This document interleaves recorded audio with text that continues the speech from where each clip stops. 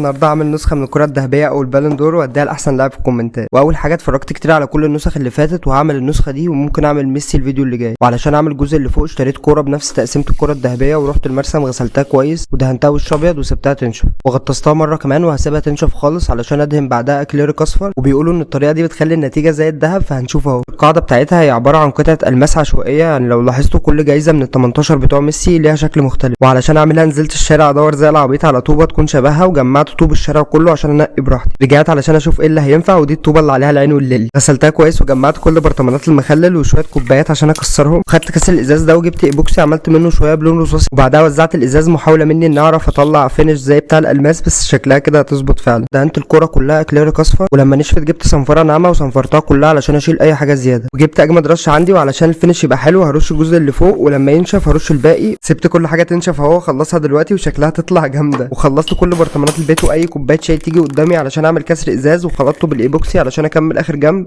واخر حاجه في حته ذهبي صغيره كده تحت كان هيحصل لي حاجه لو ما عملتهاش، فجبت حته خشبه قطعتها على قد الطوبه بالظبط وصنفرتها كويس ورشيتها جولد واديت الكوره وش كمان وسبت كل حاجه تنشف. حطيت الحته الجولد وشويه ايبوكسي علشان الزقها في القاعده وبعدين لزقت الكوره بايبوكسي برده. قولوا لي رايكم وفولوا اللايك لو عجبك الفيديو.